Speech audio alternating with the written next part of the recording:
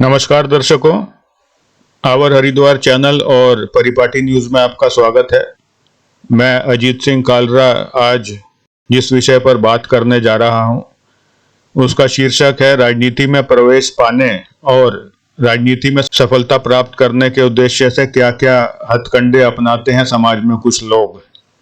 हमारे समाज में कुछ लोग पद, प्रतिष्ठा, सत्ता व लाखों करोड़ों अरबों रुपए के मालिक बनने के उद्देश्य से राजनीति में प्रवेश प्राप्त करने व राजनीति में सफल होने की महत्वाकांक्षा रखते हैं, जिसके लिए वे कुछ हथकंडे अपनाते हैं और वह राजनीति छोटे या बड़े किसी भी स्तर की हो सकती है। तो आइए देखते हैं कि क्या क्या हैं वे हथकंडे। इसमें पहला है समाज सेवा के माध्यम से। कुछ लोग पहले कुछ वर्षों तक समाज सेवा कर, जैसे कोई रक्तदान शिविर आयोजित कर, सड़क किनारे कूड़ा उठवाकर या उठाकर, या किसी नदी के घाट की सफाई कर, या गरीबों को सर्दियों में कंबल बांट कर, और फिर उसका मीडिया में प्रचार कर समाज में अपनी पहचान बनाते हैं कुछ वर्षों तक, और फिर राजनीति में प्रवेश प्राप्त करते हैं। यद्यपि सभी समाज सेवी इस प्रकार की सोच नहीं रखते। फिर दूसरा है धर्म का लबादा ओढ़कर। कुछ लोग पहले कुछ वर्षों तक किसी धर्मस्थल जैसे मंदिर, मस्जिद, गुरुद्वारा इत्यादि से जुड़कर प्रातः सायं धर्मस्थल पर जाकर व समय समय पर धार्मिक आयोजन जैसे लंगर, भंडारा, शोभा यात्रा, पूजा, सत्संग इत्यादि आयोजित कर समाज में अपनी पहचान बनाते हैं। वह फिर राजनीति में प्रवेश करते हैं। वह इनमें से कुछ के तो काले काम या 2 नंबर के काम होते हैं। और आपने वो कहावत सुनी होगी कि मुंह में राम नाम और बगल में छुरी, या राम नाम जपना और पराया माल अपना। यद्यपि सभी धार्मिक लोग ऐसी सोच नहीं रखते। इसमें तीसरा है कि अपने आप को समाज में बहुत बड़े देशभक्त के रूप में प्रचारित करना। इस प्रकार के लोग समाज में अपने आप को बहुत बड़े देशभक्त के रूप में प्रचारित करते हैं।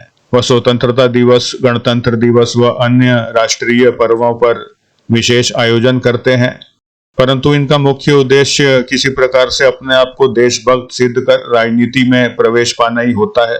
समाज में कुछ ऐसे व्यक्ति भी होते हैं जो कि देशभक्ति की सच्ची भावना अपने भीतर रखते हैं और यह सोचते हुए राजनीति में प्रवेश करते हैं कि देश हित के लिए हमारे जैसे ईमानदारों का राजनीति में प्रवेश आवश्यक है।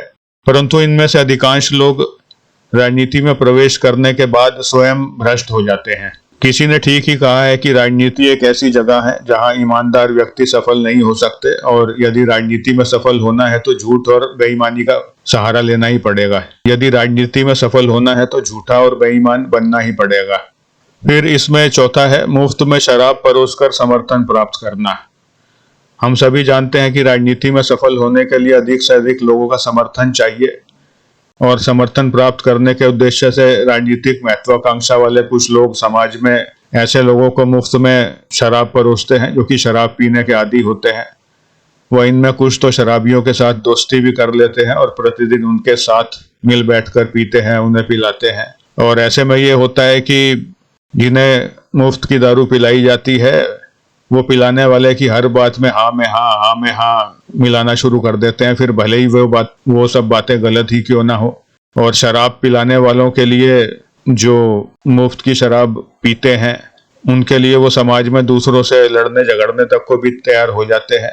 माना कि शराब पिलाने वाला कोई गलत काम करता है या गलत बात करता है और दूसरे लोग उसका विरोध करते हैं, तो जिन्हें शराब पिलाई जाती है या जो शराब पीकर, मुफ्त की शराब पीकर समर्थक बन जाते हैं, तो वो लोगों से पिलाने वाले व्यक्ति के लिए लड़ना झगड़ना तक शुरू कर देते हैं, क्योंकि उन्हें अपनी शराब से मतलब होता है। उन्हें इस बात से कोई मतलब नहीं होता कि जो बात शराब पिलाने वाला कर रहा है वो सही है या गलत है। फिर एक 5वां पॉइंट है चुनाव पूर्व बढ़िया चुनावी घोषणा पत्र या संकल्प पत्र बांटना या उसका प्रचार करना। एक आम पैंतरा यह भी है कि चुनाव पूर्व एक बढ़िया चुनावी घोषणा पत्र या संकल्प पत्र बांटकर या उसका प्रचार कर लोगों को सपने दिखाना कि यदि आपने हमें चुनाव में जितवा दिया तो हम ऐसा कर देंगे और हम वैसा कर देंगे, ये सुधार लाकर दिखाएंगे और वह कार्य करके दिखाएंगे। अब यदि राजनीतिक महत्वाकांक्षा वाला व्यक्ति ईमानदार होगा तो चुनाव जीतने के बाद अपने वादे पूरे करके दिखाएगा, अन्यथा चुनाव में जीतने के बाद सभी वायदे भूल जाएगा। फिर इसमें 6ठा पॉइंट है दबंगई दिखाकर ईमानदार प्रत्याशियों को चुनाव लड़ने से रोकना। हमारे देश में एक कहावत पुराने समय से बोली जाती है कि जिसकी लाठी उसकी भैंस। राजनीतिक महत्वाकांक्षा वाले कुछ लोग जो कि दबंग होते हैं और जिनके पास बदमाश प्रकृति के व्यक्तियों का समर्थन होता है, वे चुनाव में उन प्रत्याशियों पर चुनाव न लड़ने का दबाव बनाते हैं जो कि ईमानदार होते हैं, वो लड़ाई झगड़े और मारपीट से दूर रहने वाले होते हैं। तो इस प्रकार ये 6 तरीके हैं जिनसे लोग राजनीति में प्रवेश प्राप्त करते हैं। और अगर आप लोग भी राजनीति में प्रवेश करना चाहते हैं तो इन 6 तरीकों में से किसी एक का, 2 का या सभी का आप प्रयोग करके देख लीजिए। बहुत ज्यादा आशा है कि आपको सफलता मिल जाएगी। धन्यवाद।